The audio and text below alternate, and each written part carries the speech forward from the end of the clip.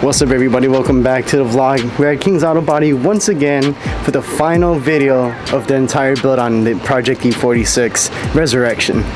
Today we are going to be doing the Vanos on the car, so let's hop back in the shop and catch up with Josh and we'll get right to it. Peace. Alright guys, we're starting the Vanos job here. First step is to put the engine at TDC.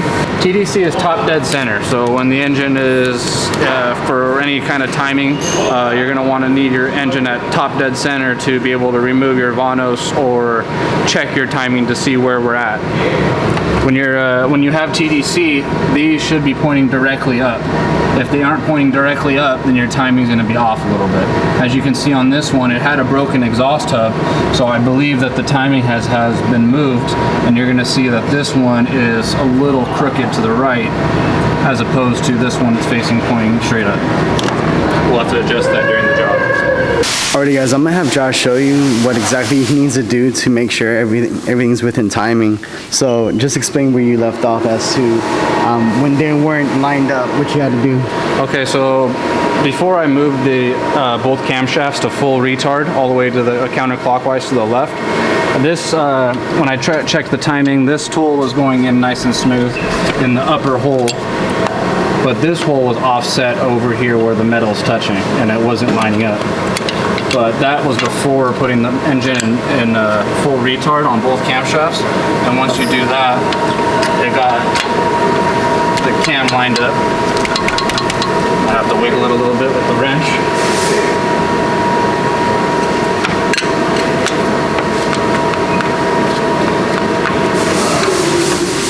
Okay, so we're lined up. So we know our timing's straight and we're ready to pull the Vanos off. Both of them are fully retarded to the left. And when you know that it's full retard is when these two holes are straight up, and this is how you double check it. So tell me, like, what did you have to do in order to be able to turn these? Okay, so before, when I was trying to adjust the camshaft, put them in full retard, I still had the solenoid pack installed, and this pack needs to be released to release oil pressure. So as you can see all the oil here on the blue rag, as I was wiggling the cam back and forth to break the oil pressure, release the oil pressure so I can move it all the way to the left of full retard mode, this is what's happening. The piston's coming in and out and it's pushing the oil out the bottom right here that would normally be going into the Vanos solenoid. So you can see all the oil here. So we'll show you what the solenoid looks like. So this is the solenoid that we're going to be replacing with the rebuilt one here. We're going to be cleaning out this unit and replacing the gasket. Also, this is going to come out. We're going to replace the O-rings in the solenoid. So next, guys, we got to take off the chain cover here. We got two Allen 5s.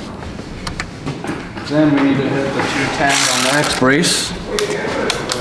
Always want to be extra careful here. You don't want to drop anything in the motor. Could be a bad scenario.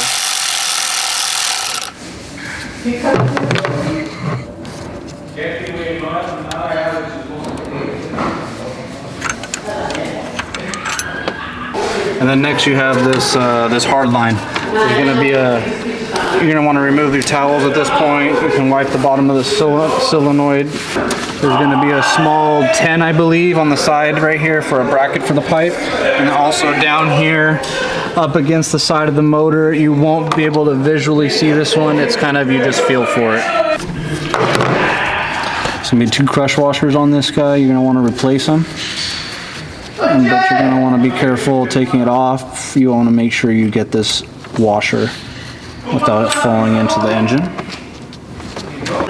So the Allens are going to be next, all the 5 Vanos solenoid bolts, or the Vanos bolts. There's 3 Allens on the bottom. And again, I recommend breaking these off by hand and not with an electric ratchet. Why?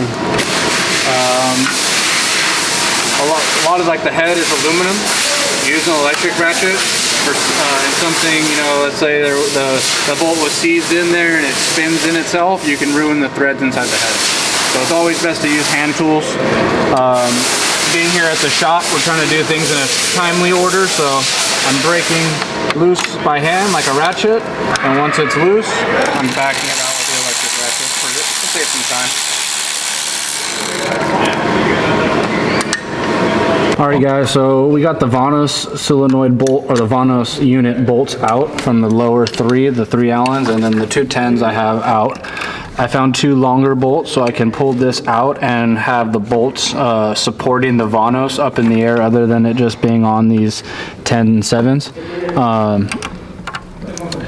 So basically here, you can turn this to have it accessible for your wrenches. This isn't the biggest deal. If you're turning it, it's not going to throw anything off. These are left-handed threads, so you're going to want to go a little, turn it right to loosen.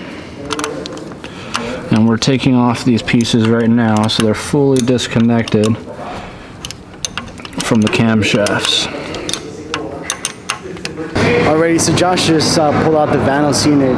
This is actually my first time really seeing it off the car, off the engine. Take a look at it. It's pretty crazy. So your camshafts is what turns these. What's the actual reason of the Vanos? The timing unit. That's what controls the timing of the engine. It's a variable valve timing. Oh. So on Hondas, it's VTEC. Yeah. On BMWs, it's called a Vanos. So that's what. So you're marking everything to make sure you just know where it goes. Yeah, when it goes back in, all these white lines should line up. And here's our broken tooth. You got your one tooth right here, and this is the one that had broken off that's inside the Vanos unit. The tooth that broke off is supposed to be in this little half circle you see here. Just like how this side has this side's completely gone. So what are you adding the zip tie for? Just to make sure the chain doesn't pop off? Yep, this is going to keep it on the teeth that it needs to be on, so the timing doesn't come off. Because I have to take this hub off and this sprocket off in order to get to your chain guide that I already took the bolt out of to replace. These bolts right here, guys, are the bolts that we got to replace. If they were bad, you'd be able to run your finger on them back and forth, and you can see that the head would be loose. These ones seem to be okay, but they're very low grade, 8.8 bolts. It actually says right on the front. So what we want to do is just go to the hardware store and buy a set of these in a higher grade, 10.9 or higher, so we can, not have to worry about those bolts snapping on us. Part of the bulletproofing from Basin, Now this is why you zip tie that chain. I'm taking that sprocket off so the chain will never skip a tooth or anything. The zip tie is holding it right on. It's never gonna come off. It's never gonna fuck up there. Now we are looking at a broken chain guide, guys, and this is why we replaced this. The head broke right off of it. Dude, it feels so brittle. Hardened. See, here's a piece that used to be on it. It used to be something like that.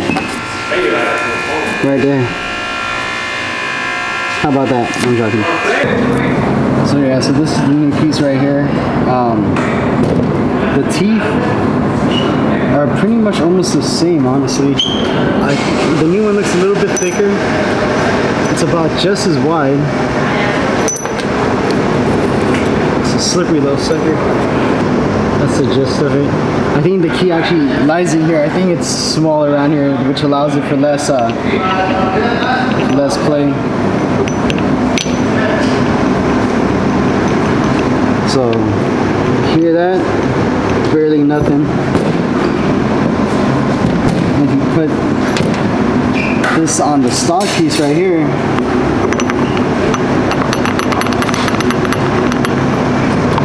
that's crazy. A lot more play for sure. These pieces, this is going to be replaced in here, along with the new seals right here. Obviously you can see that. And this is the new chain guide. I'm going to show a bit of the process so you get some type of idea of how everything is done, and then yeah, if there's anything that's super technical that's also involved, obviously the whole thing is going to be a technical job. But I'm going to let him do his thing, and I'll cut in every now and then to show you what's up.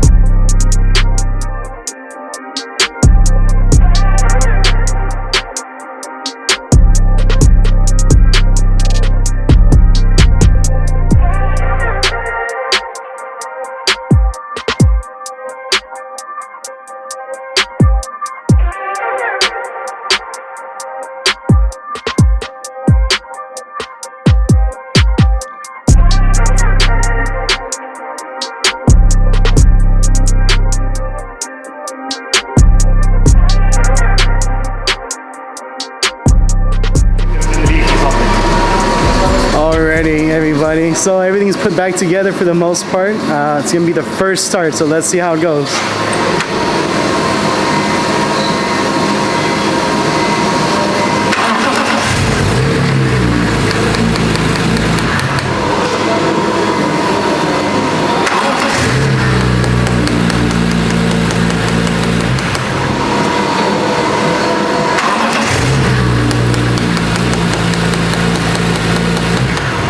What is that noise? And I checked the oil. The oil pressure light finally went off, but it says low oil now, so. Oh, it's leaking. Car is making a little bit noise, but I think it should be fine. Just the oil have to circle inside.